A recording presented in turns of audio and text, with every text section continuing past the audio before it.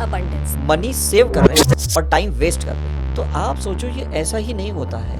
जब तक आप अंदर अपनी इनर कोर डीएनए तक टैप नहीं करोगे, ये सुपर जीन्स एक्टिवेशन नहीं होगा, ये आपका टैलेंट बाहर नहीं आएगा और तब तक आप स्ट्रगल करते ही रहोगे और अबंडेंस में आ ही नहीं सकते। जिस दिन इंसान खुद के लिए टाइम इन्वेस्टमेंट करना सीख लेगा ना, उसको पैसे तो ईजिली आ जाएंगे। That's the only way out. आप बड़े बड़े जो एक्टर एक्ट्रेसेस हैं, बड़े बड़े जो सक्सेसफुल इंसान हैं, वो पूरे 24 घंटे में 1 घंटा काम करते हैं, 23 घंटा वो सेल्फ के लिए निकालते हैं।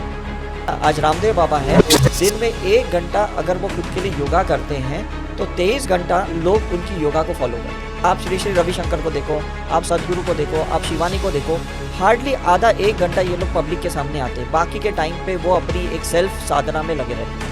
वो तो कॉर्पोरेट वर्ल्ड में नहीं है, लेकिन उनसे भी ज़्यादा फेमस है वो, और उनसे भी ज़्यादा वो पैसे कमाते हैं। तो सर, आपके कहने का मतलब ये है कि सब लोग कॉर्पोरेट वर्ल्ड का लाइफ छोड़े।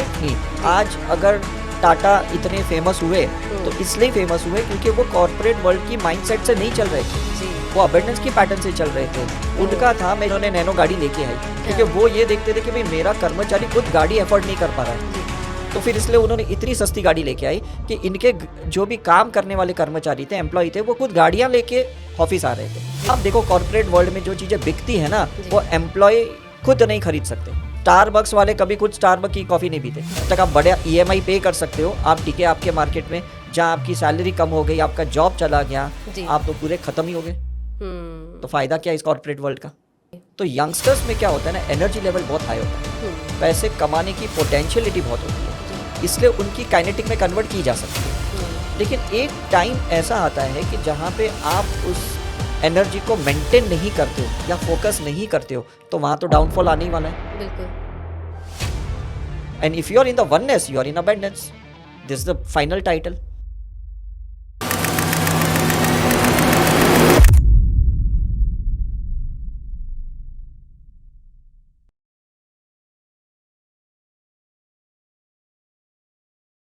हेलो एवरीवन, मेरा नाम अपनी शर्मा है। I welcome you on the oneness show, एक ऐसा प्लेटफॉर्म जहाँ पर हम बॉडी, माइंड, सोल और इन सभी के इंटीग्रेशन का एक डीपर लेवल पे समझते हैं और उनके मीनिंग को अपने अंदर उतारने की कोशिश करते हैं। आज भी हम लोग इसी के बारे में थोड़ा डिस्कशन करने वाले हैं, जैसे कि अबंडेंस। एक ऐसा फैसिनेटिंग वर्ड है जो हम सुनते तो बहुत टाइम से आ रहे हैं, लेकिन हम लोग आज की जो जनरेशन है और जो कहूँगी मैं पुरानी भी जो जनरेशन है, वो इसको कहीं ना कहीं मर्ज करने की कोशिश करती है, कभी अध्यात्म के रूप में, कभी रिलीजन के रूप में, कभी किसी अलग अलग रूप में। तो आज मैं वेलकम करती हूँ डॉक्टर उदय शाह सर का, जो है एक ऑरा साइंटिस्ट, जो है एक स्पिरिचुअल साइंटिस्ट और है पास्ट लाइफ रेग्रेशन एक्सपर्ट। तो सर ने अपनी 30 इयर्स ऑफ एक्सपीरियंस में कई कंट्रीज़ में घूम के 130 या उससे भी ज़्यादा हीलिंग टेक्निक सीखी हैं और उनको इंटीग्रेट करके आज हमें वो इतने माइन्यूट और डाइल्यूटेड फॉर्म में समझाते हैं और पिछले 15 इयर्स से पास्ट लाइफ रिग्रेशन बहुत ही करोड़ ऑफ स्टूडेंट्स को सिखा चुके हैं। So I welcome you sir. So sir, जैसे कि हम समझते हैं अबंडेंस एक वर्ड, तो अगर मैं आपसे एक स्टार्टिंग में ही बहुत ही लेमैन लैंग्वेज में और एक आम जनता की भाषा में समझने की कोशिश करूं कि व्हाट इज़ अबंडेंस। सबसे पहले तो thank you for welcoming me. Abundance का मतलब डायरेक्ट फीलिंग से है, मतलब इसको आप है ना माइंड से रिलेट नहीं कर सकते हो। मतलब ये नहीं है कि एक इंसान जो रिच होता है ना, वो एक्चुअली मेंटली रिच होना चाहता है, राइट? और अबंडेंस है वो फीलिंग से है जो एक सोल और हार्ट के कनेक्शन में है, जिसको हम बेशुमार कहते हैं, जिसको हम इंग्लिश में अनलिमिटेड कहते हैं। और वो अबंडेंस कुछ भी हो सकता है। हैप्पीनेस का अबंडेंस है, लव का अबंडेंस हो सकता है, मनी का अबंडेंस हो सकता है, हेल्थ का भी अबंडेंस हो सकता है, रिलेशनशिप का भी अबंडेंस हो सकता है। तो जहाँ पे कोई एक लिमिट नहीं है, कोई एक सीमा नहीं है, कोई एक बाउंड्री नहीं है, कोई एक बैरियर नहीं है, उसको मैं अबंडेंस कहता हूँ। जी, जैसे आपने इसमें एक वर्ड बोला रिचनेस से, हाँ, तो बहुत सारे लोग इसको रिचनेस में भी कंफ्यूज होते हैं, जैसे बीइंग रिच, जैसे हम भागते हैं, जैसे मैं अभी उसको रिलेट करना चाहूँगी आज की जनरेशन में कि पैसा एक ऐसी चीज़ है जो सबको व्यस्त भी रखता है और मेंटली भी व्यस्त रखता है, बॉडी से भी व्यस्त रखता है, और लोग भागते हैं उसके पीछे। हम कैसे इस रिचनेस को अबंडेंस की तरफ कन्वर्ट कर सकते हैं? सबसे पहले कैसा है ना कि जब हमने स्कूल की एक शुरुआत की थी, है ना, एज अ किड, तो तब पेरेंट्स ने एक कॉन्सेप्ट हमारे दिमाग में डाला था कि पढ़ोगे लिखोगे तो अमीर बनोगे। सही बात है। समझ में आ रहा है? तो जो पहले से एक कंपटीशन का एक कल्चर एक स्टूडेंट के दिमाग में आया है, तो एंड ऑफ द लाइफ तक उसका यही चलता है कि मुझे काम करना है, या तो जॉब या तो बिजनेस, सिर्फ रिच होने के लिए, अमीर बनने के लिए। और जब तक मैं काम करूंगा तब तक मैं पैसे वाला हूँ, और जब मैं काम नहीं करूंगा तो शायद पैसे मेरे पास नहीं आएंगे। तो अबंडेंस का कॉन्सेप्ट एक्चुअली लाइफ में कहीं है ही नहीं। अच्छा, दैट्स ओरिजिनलिटी। बिकॉज अगर वो रहता तो हम कभी कंपटीशन में आते ही नहीं, हम कभी भागते ही नहीं, और हम कहीं पे भी कहीं जलस फील नहीं करते, कहीं इनसिक्योर फील नहीं करते। लेकिन ये नहीं है, इसलिए ये सारी दुनिया नो डाउट कॉरपोरेट वर्ल्ड से ही चलती है, जहाँ पे ये सारे भाग दौड़ मची पड़ी है, और एक कंपैरिजन है कि आज मुझे इतने नंबर मिले, तुझे कितने मिले, मुझे इतना पैसा मिला, तुझे कितना पैसा मिला। तो इसलिए वो अबंडेंस की एक अपोजिट फिलॉसफी से लोग चल रहे हैं, इसलिए उनकी स्ट्रगल है। जिस दिन ये समझ जाएंगे कि हमें वो हैप्पीनेस परमानेंट चाहिए और वो एक फीलिंग चाहिए, तब मुझे लगता है वो अबंडेंस के फुटस्टेप पे चलेंगे करके। जी, बहुत अच्छा एक शब्द का आपने इस्तेमाल किया, कॉर्पोरेट वर्ल्ड। हाँ। तो मैं भी जैसे कॉर्पोरेट वर्ल्ड को बिलोंग करती हाँ। हूँ। तो कॉर्पोरेट वर्ल्ड में कैसा है ना कि 9 to 5 की जॉब का एक पैटर्न बना हुआ है, और उस पैटर्न में ही लोग इतना चेज करने लगे हैं, और कॉम्पिटिटिव एटीट्यूड बढ़ गया है। लेकिन उसी को लोग अपना एक कहते हैं ना कि एक स्टैंडर्ड समझने लगे हैं कि तुम्हारे पास अगर 9 to 5 जॉब है, अगर तुम्हारे पास इतना काम है, तभी तुम्हारा वो वैल्यू, एक स्टेटस सिंबल समझने लगे हैं। तो कहीं ना कहीं लोग इस भाग दौड़ की वजह से स्पिरिचुअल लाइफ में बहुत पीछे होते जा रहे हैं। तो कैसे हम इनको इस बैलेंस को मेंटेन कर सकते हैं बीइंग इन कॉर्पोरेट वर्ल्ड? क्योंकि कॉर्पोरेट भी कैसा है जहां पर बहुत मास ऑफ द पीपल है, उसी जगह पे हम ऑन द ऑपोजिट साइड देखें तो वो भी मास है, स्पिरिचुअल लाइफ। तो कैसे हम इसको मर्ज कर सकते हैं कि कॉर्पोरेट भी उस पाथ पे बैलेंस करके आगे चल सके? मनी को है ना, अगर हम रिलेट करें तो एक ही चीज़ से हो सकता है, that is the time management. Okay, ठीक है। हम लोग उल्टा काम क्या कर रहे हैं, मनी सेव कर रहे हैं और टाइम वेस्ट कर रहे हैं कॉर्पोरेट में। समझ में आ रहा है? जी। अबंडेंस में उल्टा होता है, टाइम सेव करना होता है जी। और जिसने टाइम का सही यूटिलाइजेशन किया, मतलब उसने सेव किया, और जब उसने सेव किया तो मनी बाय डिफ़ॉल्ट आ जाएगा। और ये कॉर्पोरेट वर्ल्ड में समझ ही नहीं पाए आज तक, क्योंकि जब आप समय की बचत करते हो, इसका मतलब समय आप अपने लिए निकालते हो, सेल्फ के लिए निकालते हो जी। और ये फर्स्ट स्टेप है। आप स्पिरिचुअलिटी के लिए, सेल्फ रियलाइजेशन के लिए, मेडिटेशन के लिए, अपनी क्वालिटीज़ को जानने के लिए, ये अगर समय आपने निकाल दिया तो काफ़ी चीज़ें अनवांटेड फिल्टर्ड हो जाएगी, स्ट्रेस फिल्टर हो जाएगा, एडिक्शन फिल्टर हो जाएगा, और उसके बाद पैसा इजीली आएगा क्योंकि आपने अपनी क्वालिटीज़ को समझ लिया है। अब आपकी स्ट्रगल ही खत्म हो गई। तो time investment for self is a first step of abundance, जो कॉर्पोरेट वर्ल्ड में नहीं होता है। वहाँ टाइम इन्वेस्टमेंट फॉर क्लाइंट किया जाता है जी, कि तुम्हें क्लाइंट को किसी भी तरह बॉटल में उतारना है, चाहे वो क्रेडिट कार्ड है या इंश्योरेंस है या नेट मार्केटिंग है। मतलब आप टाइम क्लाइंट के लिए इन्वेस्ट कर रहे हो, इसलिए स्ट्रेस में आते हैं, इसलिए एडिक्शन होता है। जिस दिन इंसान खुद के लिए टाइम इन्वेस्टमेंट करना सीख लेगा ना, उसको पैसे तो ईजिली आ जाएंगे। That's the only way out. आप बड़े बड़े जो एक्टर एक्ट्रेसेस हैं, बड़े बड़े जो सक्सेसफुल इंसान हैं, वो पूरे 24 घंटे में 1 घंटा काम करते हैं जी, 23 घंटा वो सेल्फ के लिए निकालते। आराम से खाना पीना, स्विमिंग, जिम जाते हैं, मतलब अपनी जो भी लाइफ है, अपनी लाइफस्टाइल है उसको मस्त मेंटेन करते हैं। आधा 1 घंटा जाते हैं बाहर कुछ काम करके, वापस अपनी लाइफ में मस्त व्यस्त हो जाते हैं। तो this is the law of abundance.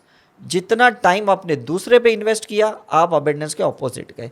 जितना टाइम खुद के लिए इन्वेस्ट किया, this is the real time of abundance. Okay, so आपका कहने का मतलब ये है कि पहली सीढ़ी जो किसी की अबंडेंस की तरफ हो सकती है वो है self investment. Exactly, self time investment. Because corporate world में आपको कितनी भी बड़ी सैलरी दे, आपको वो एम्प्लॉय बना के आपका टाइम हायर कर रहे हैं, आपकी लाइफ हायर कर रहे हैं जी। और जितनी लाइफ आपकी उसमें ख़त्म हो जाएगी, आप कभी अबेंडेंस में आ ही नहीं सकते हो। That's only. तो वो लोग तो हमेशा रिचनेस की तरफ चेजिंग में ही लगे रहेंगे। इसका रीज़न है ना, वो कंपटीशन है, कंपटीशन, उनका एक कंपैरिजन है, जी। समझ में कि नहीं? और ये कभी खत्म ही नहीं और होगा। वो इसलिए है क्योंकि वो सारी एनर्जी बेस्ड साइंस पे चलते हैं जी। और हम लोग जो अबेंडेंस वाले हैं वो कॉन्शियसनेस के साइंस पे चलते हैं, चेतना की साइंस पे चलते हैं। तो डेफिनेटली यहाँ ये दो बेस ही अलग है। बेस ही अलग है। कॉन्शियसनेस का मतलब है जहाँ आप अपनी चेतना को बढ़ाते हुए अपना टाइम स्पेंड कर रहे हो, दैट्स द वे आउट, है ना। आज रामदेव बाबा है, दिन में 1 घंटा अगर वो खुद के लिए योगा करते हैं तो 23 घंटा लोग उनकी योगा को फॉलो करते हैं। तो वो 23 घंटे दूसरों के लिए योगा नहीं करते, खुद के लिए 1 घंटे करते हैं और उसको अपलोड कर देते हैं कि आज मैंने ये कपालभाति की, आज मैंने ये प्राणायाम किया, इनफ है। 24 घंटे वो रील चलते रहती है, तो पैसे तो आते ही रहते हैं उनको कंटिन्यूसली, समझ में। कॉर्पोरेट में उल्टा होता है, हम ज़्यादा टाइम जब लोगों के लिए इन्वेस्ट करते हैं, पूरा टाइम उनके लिए ऑक्यूपाइड रहते हैं, इसलिए खुद के लिए टाइम ही नहीं मिलता। और जब खुद के लिए टाइम नहीं मिलता, खुद की एनर्जी डाउन होती है, कॉन्शियसनेस डाउन होती है, तो डेफिनेटली हेल्थ भी खराब हो जाती है जी, समझ में, कि रिलेशनशिप भी खराब हो जाते हैं। तो ये एक सबसे बड़ा ड्रॉबैक है कॉर्पोरेट वर्ल्ड में और स्पिरिचुअल वर्ल्ड में। That's the only.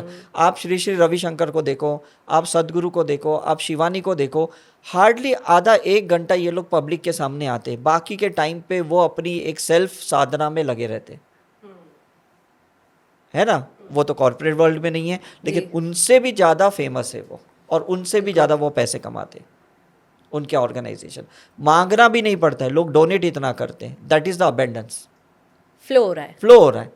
यहाँ तो मांग मांग के परेशान होते हैं, मतलब हम बोलते हैं ना, वो फिरौती वसूल करने वाले को भी रखते हैं यहाँ पे कॉर्पोरेट वर्ल्ड में, कि किसी एक टीम ही रहती है जो हमेशा उनके पीछे लगे पड़े रहते हैं। लेकिन स्पिरिचुअल वर्ल्ड में तो ऐसा है नहीं। लोग गोल्ड डोनेट करते हैं, गाड़ियाँ डोनेट करते हैं, घर डोनेट करते हैं, पैसे डोनेट करते हैं, लाइफ डोनेट करते हैं, पूरे वॉलंटियर सर्विस करते हैं। इससे बड़ा एग्जाम्पल और मैं क्या दे सकता हूँ। तो सर आपके कहने का मतलब ये है कि सब लोग कॉर्पोरेट वर्ल्ड का लाइफ छोड़े, या लाइफ नहीं छोड़े, लाइफ की अपनी माइंडसेट की पैटर्न बदल दें। अच्छा, लाइफ छोड़ने की बात है ही नहीं। आज अगर टाटा इतने फेमस हुए तो इसलिए फेमस हुए क्योंकि वो कॉर्पोरेट वर्ल्ड की माइंडसेट से नहीं चल रहे थे जी, वो अबेंडेंस की पैटर्न से चल रहे थे। उनका था मैं जितने ज़्यादा एम्प्लॉय रखूंगा उतनी ज़्यादा फैमिली प्रॉस्पर करेगी। अच्छा, इसलिए वो छोटी छोटी चीज़ों पे इन्वेस्ट करना और बड़ी बड़ी चीज़ों पे इन्वेस्ट करना अपनी एम्प्लॉयमेंट के लिए लगे पड़े थे, कि उन्होंने नैनो गाड़ी लेके आई, क्योंकि वो ये देखते थे कि भाई मेरा कर्मचारी खुद गाड़ी अफोर्ड नहीं कर पा रहा है जी, तो फिर इसलिए उन्होंने इतनी सस्ती गाड़ी लेके आई कि इनके जो भी काम करने वाले कर्मचारी थे, एम्प्लॉय थे, वो खुद गाड़ियाँ लेके ऑफिस आ रहे थे जी। तो इससे बड़ा अचीवमेंट क्या हो सकता है। आप देखो कॉर्पोरेट वर्ल्ड में जो चीज़ें बिकती है ना, वो एम्प्लॉय खुद नहीं खरीद सकते। स्टारबक्स वाले कभी खुद स्टारबक्स की कॉफ़ी नहीं पीते जी, बिल्कुल। इससे बड़ा एग्जाम्पल और क्या दे सकता हूँ जी। लेकिन टाटा में एक ऐसा एग्जाम्पल सेट किया कि वो जो चीज़ें बनाते थे, बेचते थे, उनके एम्प्लॉय भी वो परचेस कर पाते थे, उनके घर भी खरीद लेते थे। मतलब उनकी कितने हाउसिंग प्रॉपर्टीज थी जो बहुत इकोनॉमिकल थी जी। तो this is how you have to change the title, your belief system, your concept, your theory of the mind about the money. तो परसेप्शन बदलना है, परसेप्शन पूरा बदलना पड़ेगा यहाँ जी। अदरवाइज ये क्या है ना, जैसे यंगस्टर्स को जब हम कंपटीशन में डालते हैं तो डेफिनेटली स्ट्रेस और एडिक्शन के वजह से कहीं ना कहीं उनकी हेल्थ खराब होती है बिल्कुल, और कहीं ना कहीं उनके मल्टीपल ब्रेकअप्स होते हैं, मल्टीपल रिलेशनशिप में जाते हैं, और एंड ऑफ द लाइफ में कहीं ना कहीं उनके सुसाइडल थॉट्स या सुसाइडल पैटर्न्स भी एक्टिवेट होती है। जी तो मुझे बताओ कि ये कहाँ के प्रॉफिट है, कौन सा प्रॉफिट है? बिल्कुल। जब तक आप बड़े ईएमआई पे कर सकते हो, आप टिके आपके मार्केट में, जहाँ आपकी सैलरी कम हो गई, आपका जॉब चला गया, जी आप तो पूरे खत्म ही हो गए। तो फायदा क्या इस कॉर्पोरेट वर्ल्ड का? सही बात है। फिर तो एक परसेप्शन चेंज से ही हम कितना बदलाव ला सकते हैं। Exactly, that's the main thing. Investment on self and investment of the time, जी not investment of the money. हमें कोई पैसे को पकड़ना नहीं है, एफडी बहुत बड़ी नहीं करनी है, गोल्ड खरीदते नहीं रहना है, प्रॉपर्टी खरीदते नहीं रहना है, खुद के ऊपर टाइम इन्वेस्ट करना है। जी। That is the real investment. बहुत अच्छी बात बताई सर आपने। जैसे आपने यंगस्टर्स का यहाँ पर यूज़ किया आपने, तो इसी के चलते मैं एक चीज़ आपसे पूछना चाहूँगी कि यंगस्टर्स जैसे एक मिथ है हमारा कि स्पिरिचुअल लाइन में आना, अध्यात्म में आना, तो लोगों का माइंडसेट अभी कैसा है ना कि या तो आप किसी परेशानी में हैं, किसी डिप्रेशन में हैं, कोई बीमारी में है या कुछ स्टक है लाइफ में, या तो तब, या फिर आप 70 years of your age, 75 years of age, आप अच्छे से काम कर चुके हैं, पूरा सब अपनी व्यस्तता से निकल चुके हैं, that is the time for your spirituality. तो ये एक मिथ है जो एक बहुत जनरल मेंटालिटी है हर एक किसी की। तो how we can break that myth? देखो, origin of earning the money is related to your energy level. मतलब जो एक लीडर होता है, जो एक्टर एक्ट्रेसेस होते हैं, जी जिनके पास बहुत एनर्जी होती है, वो लोग एक्चुअली अच्छा अर्निंग कर लेते। जी तो यंगस्टर्स में क्या होता है ना, एनर्जी लेवल बहुत हाई होता है, पैसे कमाने की पोटेंशियलिटी बहुत होती है, जी इसलिए उनकी काइनेटिक में कन्वर्ट की जा सकती है। लेकिन एक टाइम ऐसा आता है कि जहाँ पे आप उस एनर्जी को मेंटेन नहीं करते हो या फोकस नहीं करते हो, तो वहाँ तो डाउनफॉल आने ही वाला है। बिल्कुल। Is it right? Yes. मतलब आप कहीं रिलेशनशिप में डाइवर्ट हो गए, कहीं इमोशंस में बह गए, कहीं पे आप ब्रेकडाउन में नर्वस हो गए, वहाँ पे आपकी एनर्जी जब डाउन होगी, तो आप मुझे बताइए यंगस्टर्स कैसे पैसे कमाएंगे? बिल्कुल सही बात है। कमा ही नहीं पाएंगे। बिल्कुल। तो मैं आपको एक साइंस आज समझाता हूँ जी। कि किसी को भी अगर पैसे कमाने हैं तो सबसे पहले ना एनर्जी लेवल पे कभी ना कमाए।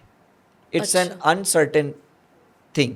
मतलब जहाँ पे आप है ना उसके भरोसे पे कुछ कर ही नहीं सकते हो। जैसे आज आपका ये मोबाइल है, ये अनसर्टेन है, कब इसकी बैटरी डाउन हो जाएगी, और अगर ये ज़ीरो हो गई ना, तो आप इसका इनकमिंग आउटगोइंग के लिए यूज़ कर सकते हो, ना पेमेंट गेटवे के लिए भी यूज़ कर सकते हो। तो फ़ायदा क्या है? सही बात है। तो इंसान आज इंस्ट्रूमेंट हो गया है, ऑब्जेक्ट हो गया है, बिल्कुल। जबकि वो सब्जेक्ट है। अच्छा, इंसान सब्जेक्ट है जिसमें इमोशंस हैं, ऑब्जेक्ट तो नहीं है। रिप्लाई कर सकता है। एग्जैक्टली। तो आपको आज यहाँ एक सिस्टम समझनी है, earn the money not with energy level, earn the money with the soul light. Soul light का मतलब होता है आपके आत्मा में भी एक चेतना का एक टैलेंट होता है, जिसको मैं हमेशा कहता हूँ सुपर जीन्स एक्टिवेशन।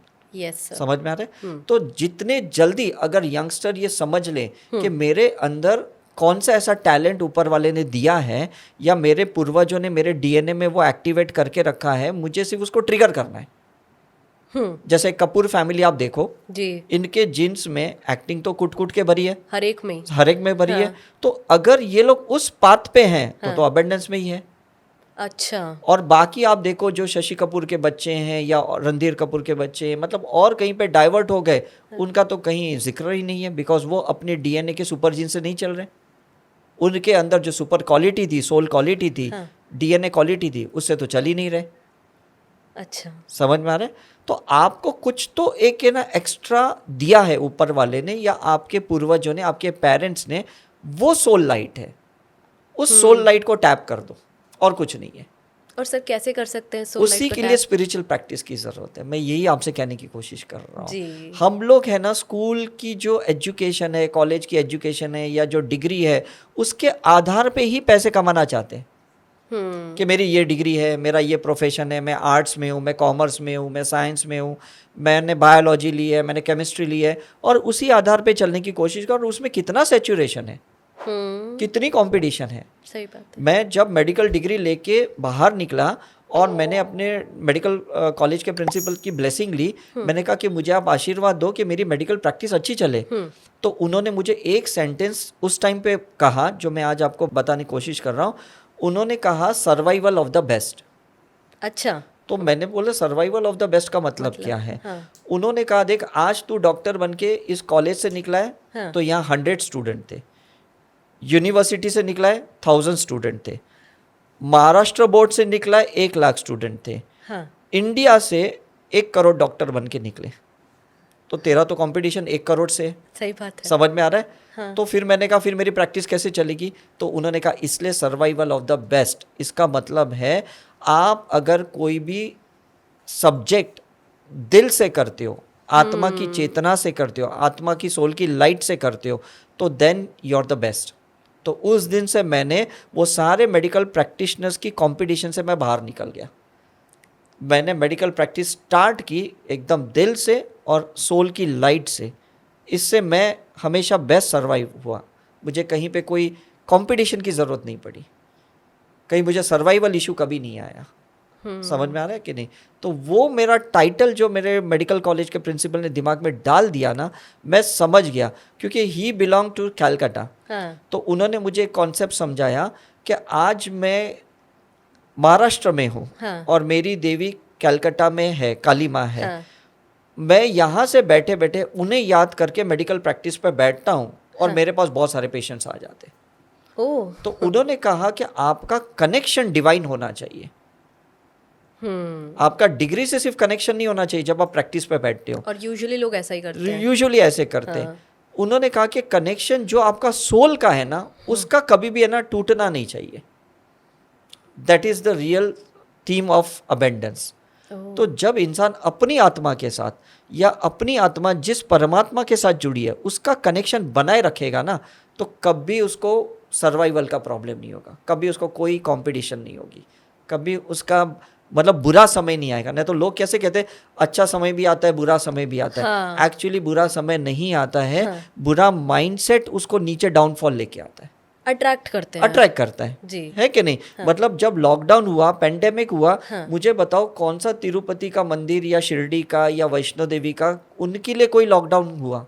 सही बात है। लोग तो इनफैक्ट घर पे बैठ के ऑनलाइन डोनेशंस ज्यादा कर रहे थे जो मंदिर में नहीं जा पा रहे थे। जा पा रहे थे। सही बात है। समझ में आ रहा है? तो that is the soul light connection, that is the divine connection you have to maintain अगर आपको अबेंडेंस में जीना है तो।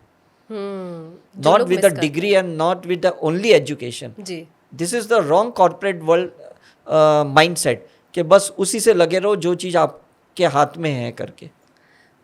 तो मतलब यहाँ आपके कहने का मीनिंग ये है कि जो लोग गलती करते हैं हाँ। सिर्फ एक डिग्री के बेसिस पर Exactly. ही मैं सब कुछ पा सकता क्योंकि हूँ। आप सोचो ना ये ऐसी डिग्री तो कितने लोगों के पास है, सही बात है। तो फिर फायदा क्या है? तभी तो कंपटीशन बढ़ रहा तभी है। तो कंपटीशन बढ़ रही, फिर लोग अनएथिकली कमाने की कोशिश कर रहे हैं। बिल्कुल सही बात है। कहीं पे कोई रिश्वत दे रहा है, कहीं पे कोई अनएथिकली रिलेशनशिप डेवलप कर रहा है, तो उससे कब तक चलने वाले ये चीजें?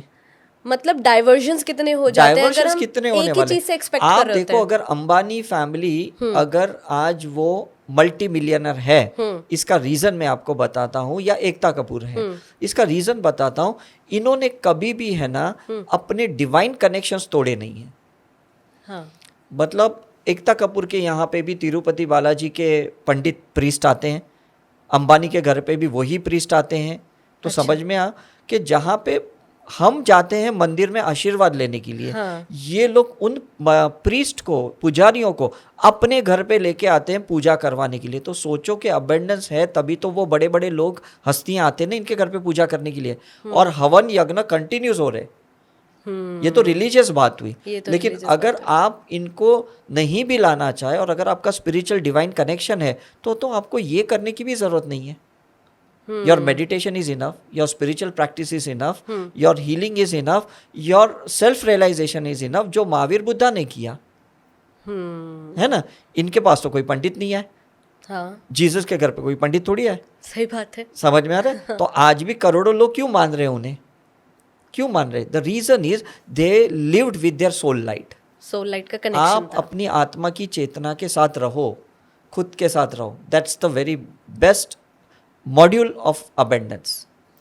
बहुत ही अच्छा शब्द बताया सर आपने। तो मतलब यहाँ पर हम एक चीज़ ये बोल सकते हैं कि जो भी आपने लाइफ में किया है अभी Yeah. तक, जो भी चीज़ समझी है, उसके साथ साथ अगर आप एक अपना डिवाइन कनेक्शन बना लो, Exactly. सोल लाइट के साथ कनेक्ट हो जाओ, तो Exactly. आपका पाथ बहुत इजी होता है और फिर आप और अबंडेंस वो के पाथ पे 24/7 365 डेज होना होता है। हाँ है ना, जैसे अभी रोजा चल रहा है, रमजान चल रहे जी। हैं, तो कितना अच्छा है कि वो लोग फास्टिंग कर रहे हैं और वो अल्लाह खुदा के साथ कनेक्टेड है। जी। लेकिन अगर आप सोचो कि जितने भी रिलीजियस लोग हैं, जिन भी गॉड को वर्शिप करते हैं, अगर उनका 24/7 365 डेज कनेक्शन बना रहे, तो इनके लाइफ में तो कभी गरीबी आएगी ही नहीं, हाँ है ना। जी। लेकिन हम कैसे है ना, फेस्टिवल ही सिर्फ सेलिब्रेट करते हैं, उसके बाद में वापस पॉवर्टी में चले जाते हैं। हाँ, back to the pavilion types. बस मतलब गणपति का विसर्जन, मतलब ये गणपति चल रही है या सपोज नवरात्रि है या रमजान है, उस वक्त लोग अबेंडेंस की फीलिंग को फील कर सकते हैं,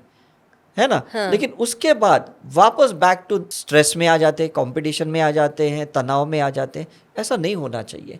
वो जो माइंडसेट है फेस्टिवल का कि उत्साह होना चाहिए, उत्सुकता रहनी चाहिए, एनर्जी बनी रहनी चाहिए, क्योंकि आपका कनेक्शन ऊपर वाले डिवाइन से है, डिवाइन से, उसका कनेक्शन कभी नहीं छूटना चाहिए। दैट्स सही में। इसलिए कोई भी चीज़ करो, इन्वोक करके करो, प्रे करके करो, है कि नहीं, और उनकी रजामंदी से करो, तो मुझे नहीं लगता लाइफ में कभी आपको प्रॉब्लम होगा। और रजामंदी सिर्फ डिवाइन कनेक्शन से मिलेगी। दैट्स अ डिवाइन कनेक्शन, क्योंकि आज टाटा भी ऐसे ही थे ना। समझ में आ रहा है, मतलब he was in fact in oneness.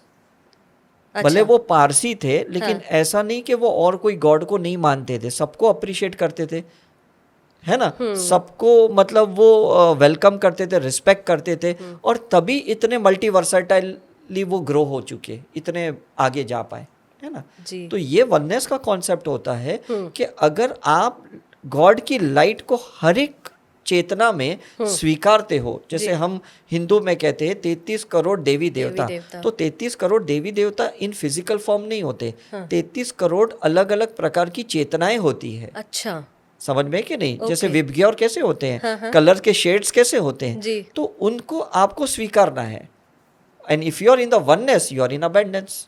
This is the final title. अगर आप सबको रिस्पेक्ट करते हो, सबको अप्रिशिएट करते हो, सब रिलीजन को आप लव करते हो, कंपैशनेटली आप लोगों को एड्रेस करते हो, you are in oneness, and that is the really concept of abundance. ये आपने बहुत अच्छी एक बात बताई सर कि विबग्योर का हर एक शेड को एक्सेप्ट करना इज द फ्लेवर ऑफ, क्योंकि आप देखो साउथ के लोग इतने रिलीजियस होते हैं, सुबह 2-2 3-3 घंटा वो लोग पूजा पाठ करते हैं, लेकिन उनके गॉड सारे ब्लैक होते, हाँ सारे ब्लैक होते।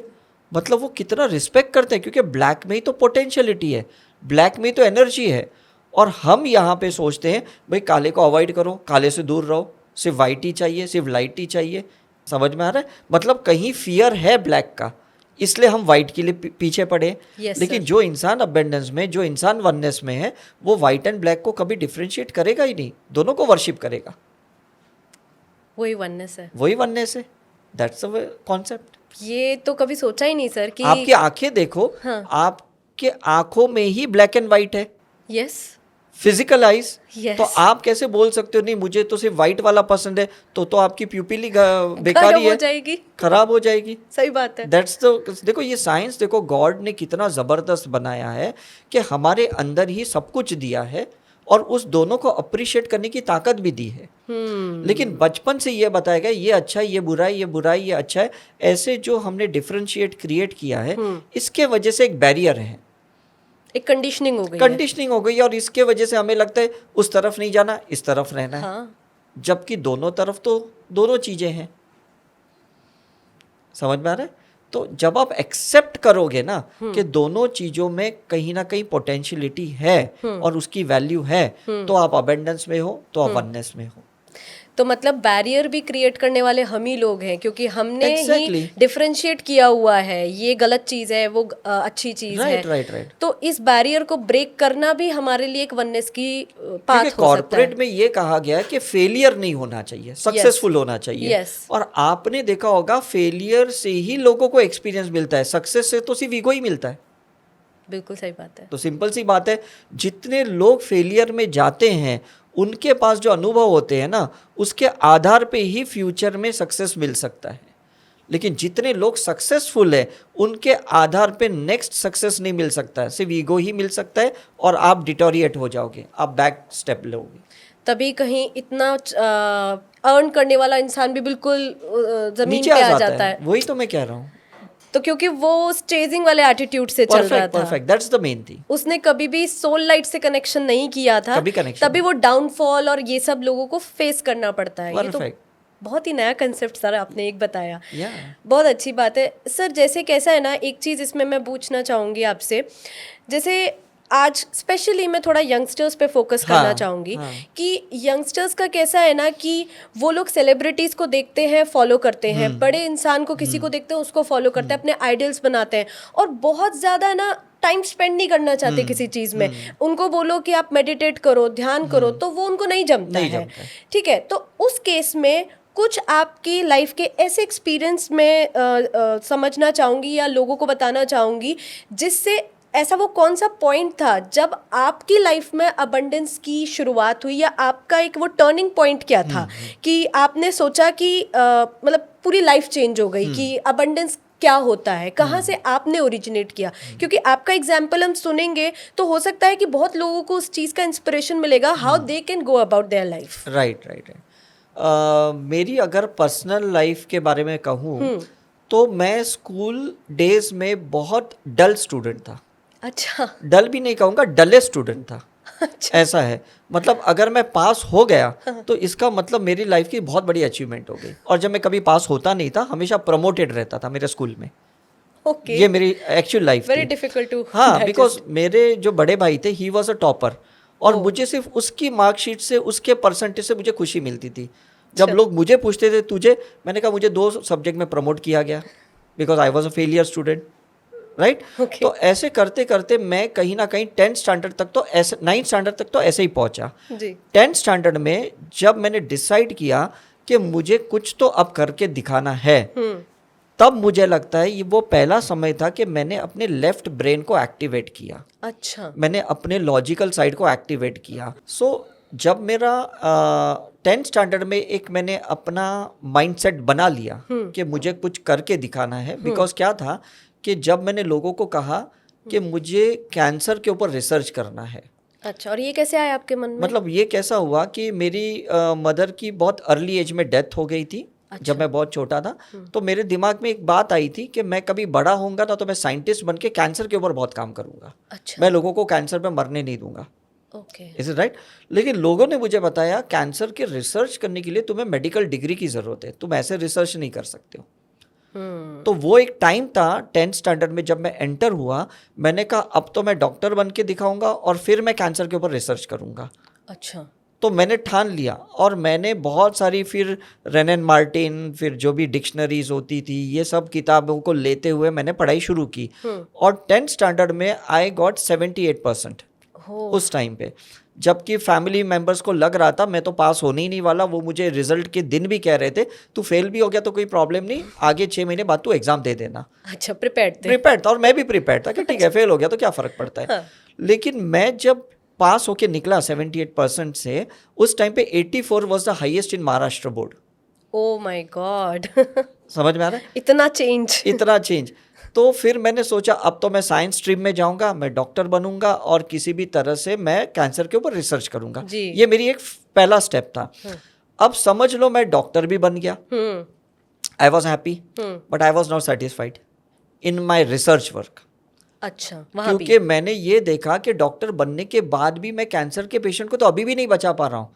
मैं रामकृष्ण मिशन हॉस्पिटल में मैंने 3 साल तक मेडिकल प्रैक्टिस की और वहाँ पे कैंसर के पेशेंट मर ही रहे थे। तो फिर मुझे ऐसे लगा मैं क्या करूं। तो वहाँ पे एक मठ था हमारे हॉस्पिटल के सामने जी, जहाँ पे लोग मेडिटेशन के लिए जाते थे और मुझे नहीं पता था मेडिटेशन क्या है। तो मुझे थोड़ा जो डिप्रेशन लग रहा था because I was not able to justify my mind कि भाई मैं पेशेंट को बचा नहीं पा रहा हूँ, लोग मर रहे कैंसर से। तो जब मैं वहाँ मठ में जाके ऐसे ही बैठा रहता था जैसे लोग बैठे रहते थे, I don't know what they were doing it, वो माँ की सामने, आइडल के सामने या रामकृष्ण परमहंस या शारदा माँ के सामने बैठे थे, तो मैं भी बैठा रहता था। वहाँ मुझे एक चीज़ क्लिक हुई, वो ये क्लिक हुई कि activate your right brain, activate your right brain. तो मुझे ये नहीं समझ में मुझे राइट ब्रेन में एक्टिवेट क्या करना है, ऐसा है करके। तो आंसर तो मिला नहीं। हाँ. सिर्फ एक मुझे कहीं एक क्या कहते हैं ना, एक सुराग मिली कि भाई ऐसे कर, ये होना चाहिए। तो फिर एक दिन ऐसा आया कि मैं किसी एक स्पिरिचुअल वर्कशॉप में गया और वहाँ पे किसी ने मेरी शक्तिपात की, मुझे अट्यूनमेंट दिया हीलिंग के लिए। और जिस दिन मुझे अट्यूनमेंट मिला ना, उस दिन से मुझे ऐसे ग्लिम्सेस आ गए कि मेरे राइट ब्रेन में ना कुछ एक आर्ट है, एक कला है। उस कला को मुझे बाहर निकालना है। तो शुरू में मुझे नहीं समझा वो कौन सी कला है, राइट। लेकिन जब मैं पेशेंट्स को देखता था तो मुझे धीरे धीरे ना बगैर उसके रिपोर्ट्स पढ़े मैं डायग्नोसिस कर लेता था। तो पेशेंट कहते थे कि भाई तुम पहले मेरे सिम्टम्स तो सुन लो, मेरे मेडिकल रिपोर्ट्स तो पढ़ लो, फिर आप डायग्नोसिस पे आओ। मैंने कहा नहीं, मुझे पता है आपको क्या प्रॉब्लम है और मुझे आपको कैसे ठीक करना है। तो वो कहते हैं आपको कैसे पता? मैंने कहा वो मुझे नहीं पता लेकिन मुझे पता है, ऐसा है करके। तो ये मैंने एक दिन मेरे जो टीचर थे मैंने उनसे जाके डिस्कशन किया कि ये मेरे साथ क्या हो रहा है, how I am able to diagnose the patient without investigation. तो उन्होंने कहा तेरे राइट ब्रेन में ना एक थर्मल विजन है। और वो थर्मल विजन एक्टिवेट हुई है जिससे तुझे लोगों के ऑरा दिखते हैं, चक्रस दिखते हैं, लोगों की एनर्जी दिखती है और लोगों की एनर्जी को तू सेंस कर पा रहा है कि वो कहाँ बीमार हैं, कौन से लेवल पे उनकी बीमारी है। तो आप ये सब फील कर पा रहे थे या आप सिर्फ एंड रिजल्ट फील कर पा रहे थे? नहीं, मैं पूरा फील कर पा रहा था। अच्छा, पूरा फील कर पा रहा था। मतलब मुझे ऐसे लग रहा था ना कि सामने वाला बंदा जो बैठा है उसकी पूरी ऑर्गन्स को मैं स्कैन कर रहा हूँ, उसके सिस्टम को स्कैन कर रहा हूँ, उसके माइंड को स्कैन कर रहा हूँ और उसकी लाइफ को मैं स्कैन कर रहा हूँ। और जब मैं उसको पूछ रहा था आपको नींद नहीं आती है, आपको ये प्रॉब्लम है, बोले पहले मुझे तो सिम्टम्स बताने तो आप ही मेरे सिम्टम्स बता रहे हो। सही बात है। तो ये करीबन 3-4 साल तक चला ऐसे ही। आपको स्कैरी नहीं लगा कभी? नहीं, वही स्कैरी था, क्योंकि स्कैरी इसलिए था ना क्योंकि it was out of my medical field. हाँ, एग्जैक्टली। समझ में आ रहा है कि नहीं? हाँ। तो अब मुझे समझ में आया, मैं लेफ्ट ब्रेन से राइट ब्रेन में गया, मेरे राइट ब्रेन में कुछ एक क्रिएटिविटी एक्टिवेट हुई, थर्मल विजन एक्टिवेट हुई और मैं लोगों को हेल्प कर पा रहा था। Is it right? लेकिन एक मुझे गिल्ट क्या था कि मैं लोगों को बता नहीं पा रहा हूँ कि मैं कैसे सेंस कर पा रहा हूँ। तो 3 साल के बाद वापस मैं मेरे सर के पास गया, मैंने कहा कि सर मैं डायग्नोसिस भी कर पा रहा हूँ, ट्रीटमेंट भी कर पा रहा हूँ, लोगों का इलाज भी कर पा रहा हूँ, लोग ठीक भी हो रहे हैं, बट मुझे ऐसे लग रहा है ना कि समथिंग इज मिसिंग। आपको लगा? मुझे ऐसे लगा। तो उन्होंने पूछा क्या तुझे लग रहा है? मैंने कहा इसके ऊपर कोई लॉजिक नहीं है कि मैं क्यों सेंस कर पा रहा हूँ और मैं लोगों को दिखाना चाहता हूँ मैं क्या सेंस कर पा रहा हूँ। नहीं तो लोग समझेंगे नहीं। लोगों को लगेगा ये तो बाबा ही बन गया, जादू कर रहा है कोई। जी। फिर वो मुझे लेके गए MIT इंजीनियरिंग कॉलेज पूना में। अच्छा। मेरे सर वहाँ पे मुझे लंदन के साइंटिस्ट को मिलाया। डॉक्टर थॉर्नटन स्ट्रीटर, डॉक्टर जॉनी रॉजरसन करके 2 लंदन के साइंटिस्ट थे। वो लोग है ना इस थर्मल विजन के ऊपर उन्होंने कैमरा बनाया था जिसको कहते हैं क्रिलियन कैमरा, ऑरा कैमरा। तो उन्होंने मुझे कहा कि अगर तूने इनके साथ PhD कर ली ऑरा साइंस के ऊपर, एनर्जी साइंस के ऊपर, तेरा रिसर्च स्टार्ट हो जाएगा। और इसलिए फिर मैंने उस दिन से ठान लिया कि 3 साल मुझे अब इसमें डालने दो, उसके बाद let me restart my practice. तो मैंने अपनी मेडिकल प्रैक्टिस तो बंद कर ली लेकिन मैंने अपनी स्पिरिचुअल प्रैक्टिस को कंटिन्यू की। और उसके बाद से मेरे लिए इजी क्या हो गया, क्योंकि मैं लोगों को कैमरे पे बताने लगा कि जो मुझे आपके एनर्जीज दिख रही है, जो चक्रस दिख रहे हैं, जो कलर्स दिख रहे हैं ना, ये स्क्रीन पे आप भी देख सकते हो। ये कोई मेरे अंदर कोई ऐसा कोई एक्स्ट्रा ये नहीं है, but it's very logical, it's very scientific.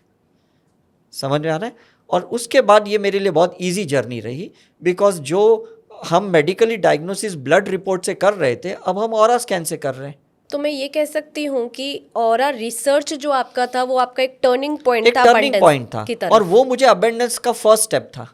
क्योंकि बाद में तो मैं पूरे वर्ल्ड में एक यूनिक पर्सन बन गया, बिकॉज एक मेडिकल डॉक्टर ऑरा रिसर्च कर रहा है, ऑरा पे PhD। I was the first person who has done PhD in India. तो आप सोचो, मेरे लिए तो एक बहुत बड़ा अचीवमेंट था ये। बहुत। सो ये मैं क्यों कहने की कोशिश कर रहा हूँ कि आप भी अगर अपने पे खुद पे काम करोगे, खुद के जी। ऊपर टाइम स्पेंड करोगे, एक टाइम ऐसा आएगा आपको अपना सोल टैलेंट समझ में आएगा, और वो दिन आपका अवेयरनेस का फर्स्ट डे होगा। तब तक आप अवेयरनेस में आ ही नहीं सकते। तो self time spend is the key. Exactly जैसे बुद्धा को पता चला कि जब उन्होंने खुद के साथ मैक्सिमम टाइम स्पेंड किया, तब उनको पता चला कि उनके अंदर कुछ तो एक दिव्य शक्ति है, और उन्होंने उस दिव्य शक्ति को अनापनासति के जरिए बाहर निकाला, जिसको लोग विपश्यना कहते हैं। समझ में कि नहीं? महावीर को समझ में आया उनके अंदर अहिंसा की एक डिवाइन क्वालिटी है। उस क्वालिटी को जब बाहर निकाला तो एक पूरा जैनिज्म क्रिएट हो गया। गुरु नानक देव को पता चला कि उनके अंदर एक ओमकार सतनाम की जो शक्तियां हैं, जो वननेस वाली है, उसके बाद एक कम्युनिटी बन गई। तो आप सोचो, ये ऐसा ही नहीं होता है। जब तक आप अंदर अपनी इनर कोर डीएनए तक टैप नहीं करोगे, ये सुपर जीन्स एक्टिवेशन नहीं होगा, ये आपका टैलेंट बाहर नहीं आएगा, और तब तक आप स्ट्रगल करते ही रहोगे और अबंडेंस में आ ही नहीं सकते। तो सर, हर एक का पाथ इसी तरीके से, क्योंकि जब मैं आपकी स्टोरी को भी सुन रही थी, जो आपके एक्सपीरियंसेस को भी सुन रही थी, उसमें आपकी शुरुआत ऐसे हुई थी कि पहले लेफ्ट ब्रेन एक्टिवेट हुआ, उसके बाद राइट, उसके बाद राइट ब्रेन एक्टिवेट और उसके बाद मेरा मिड ब्रेन, मतलब जिसको हम कहते हैं हायर सेल्फ, यस, वो हायर सेल्फ एक्टिवेट हुआ। जब दोनों एक्टिवेट हो, दोनों एक्टिवेट हुए, क्योंकि दोनों बैलेंस में आ गए ना। समझ में कि नहीं? फिर वो डिवाइन माइंड एक्टिवेट हुआ। अब मुझे सारी डिवाइन प्लानिंग समझ में आती है। ये है सोल लाइट कनेक्शन, ये सोल लाइट कनेक्शन है। तो मैं लोगों को यही कहने की कोशिश कर रहा हूं, ज्यादा लेफ्ट ब्रेन में उलझे मत रहो, ज्यादा राइट ब्रेन में भी उलझे मत रहो, मिड ब्रेन पे आ जाओ, सोल लाइट पे आ जाओ। आपने देखा, राइट ब्रेन वाले जितने भी लोग आर्टिस्टिक थे, उनके म्यूजियम बनते, उनकी सब अपने आपके राजस्थान में भी इतने जो कलाएं हैं, है ना, जो आर्ट वर्क है, ये सब राइट ब्रेन से तो आई थी। Is it right? लेकिन वो राइट ब्रेन की जो क्वालिटीज थी, वो जब डिवाइन कनेक्शन से आती है ना, तो वो परमानेंटली इस्टेब्लिश्ड हो जाती है। चाहे वो म्यूजिशियन है, वो डांसर है, AR रहमान है, या जाकिर हुसैन है, या कोई भी देखो, पेंटर हो, मतलब ये लोगों की सिर्फ एक राइट ब्रेन की क्रिएटिविटी नहीं होती है, इनकी एक्चुअली सुपर जीन्स एक्टिवेशंस होते। समझ में कि नहीं? इनका डिवाइन कनेक्शंस होता है। ये जब बजाते हैं, गाते हैं, पेंट करते हैं, या राइटर बनते हैं, या एक्ट करते हैं, ये सब डिवाइन कनेक्शंस की वजह से। तो सर, आप ये कहना चाह रहे हैं क्या कि सिर्फ राइट ब्रेन एक्टिवेशन में ही सुपर जीन्स एक्टिवेशन है, या नहीं? Super genes activation mid brain में होता है। राइट ब्रेन में सिर्फ आपका एक आर्ट वर्क एक्टिवेशन होता है। एक छोटी सी कला होती है कि आपको डांस में जाना चाहिए, म्यूजिक में जाना चाहिए, या फोटोग्राफी में जाना चाहिए, वो सिर्फ राइट ब्रेन में एक सब्जेक्ट मिल सकता है आपको। अच्छा। सुपर जीन्स नहीं मिल सकती है। अच्छा। समझ में कि नहीं? सुपर जीन्स तब मिलती है जब डिवाइन लाइट का कनेक्शन उस तक पहुंचता है। तो ये सब चीज जो आर्टिस्टिक वेज हैं, वो हमें राइट ब्रेन में ही मिलती हैं। एग्जैक्टली। तो मतलब लेफ्ट ब्रेन हमें तब शांत रखना पड़ता है, या फिर शांत रखना पड़ता है, शून्य करना पड़ता है, क्योंकि उसके बगैर कैसे होगा। अच्छा। आज हम फ्लाइट में बैठते हैं, वो कहते हैं आपके मोबाइल को फ्लाइट मोड पे लेके आओ। अच्छा, टेम्पररी लेके आओ। समझ में है कि नहीं? तो लोग यहाँ भी कंफ्यूज हो जाते हैं, क्योंकि दूसरा रडार डिस्टर्ब ना हो ना, दूसरे नेटवर्क डिस्टर्ब ना हो। तो अगर लेफ्ट ब्रेन आपका एक्टिव रहेगा तो राइट में तो जा ही नहीं पाओगे। क्या बात है, यस। समझ में कि नहीं? तो हमें ये मोमेंटली चीजों को करना आना चाहिए। एग्जैक्टली। इसलिए हम लोग जो स्पिरिचुअल रिट्रीट्स करते हैं, रेसिडेंशियल रिट्रीट करते हैं, उसमें हम चाहे वो पास्ट लाइफ रिग्रेशन करते हैं, या हम लोग जो भी स्पिरिचुअल एक्टिविटी करते हैं, उनके राइट ब्रेन को पहले एक्टिवेट करते हैं, फिर सुपर जीन्स एक्टिवेशन करते हैं। उसके बाद वो परमानेंट अबंडेंस में आ जाता है, उसको कभी स्ट्रगल ही नहीं करना पड़ता है। एक प्रोसेस है ये, एक प्रोसेस है ये, ऐसा है। तो मतलब पहले आपके लेफ्ट ब्रेन को आपको शांत करना पड़ता है, राइट ब्रेन को एक्टिवेट करना पड़ता है, अपनी क्वालिटी समझनी पड़ती है, फिर डिवाइन लाइट से कनेक्ट करके आपको सुपर जीन्स एक्टिवेट करना पड़ता है। ये एक प्रोसेस है। बहुत अच्छा लगा ये जान के। आप सोचो, जिसने भी ताजमहल बनाया जी, उसका भी तो यही प्रोसेस हुआ होगा। पर उसको पता रहेगा ये चीज? उसको नहीं पता। देखो ये कैसा होता है, जैसे आजकल छोटे छोटे बच्चे जो डांसिंग करते हैं जी। या गाना गाते हैं, उनको थोड़ी ये प्रोसेस पता है, लेकिन उनका एक टाइमर होता है। जैसे अच्छा। कहते हैं ना, हर चीज का एक समय होता है, उस समय पे वो चीज बाय डिफॉल्ट ट्रिगर हो जाती है, जैसा मेरा ट्रिगर हो गया। अच्छा। समझ में आ रहा है कि नहीं? मुझे पता थोड़ी था ये होने वाला है, ये तो मैंने रिसर्च करने के बाद समझ में आया कि एक्चुअली मेरे साथ क्या हुआ। पर आप लोगों का इंस्पिरेशन बन रहे हो कि वो लोग ट्रिगर बहुत ही डाइल्यूट लेवल पे आके भी बिकॉज कर आप सकते हैं। वेट क्यों करें? सही बात है। वेट क्यों करें? अब ये आपका 50-60 की एज में अगर ये ट्रिगर हुआ तो फायदा ही क्या है? सही बात है कि नहीं? जितनी यंग एज में ये चीजें ट्रिगर हो जाएगी, जैसे सुशांत का हुआ था, समझ में कि नहीं, उतनी आप जल्दी फेमस हो जाओगे, जल्दी अबंडेंस में आ जाओगे, आपका स्ट्रगल ही खत्म हो जाएगा। स्ट्रगल ही खत्म हो जाएगा। ये तो आपने बहुत बड़ा मिथ ब्रेक किया है सर यहाँ पे, Exactly. कि जितना जल्दी पर्सन इस चीज को समझ जाए, हाँ, उतना उसका वो अबंडेंस का पाथ शुरू हो जाता है। Perfect, that's the main thing.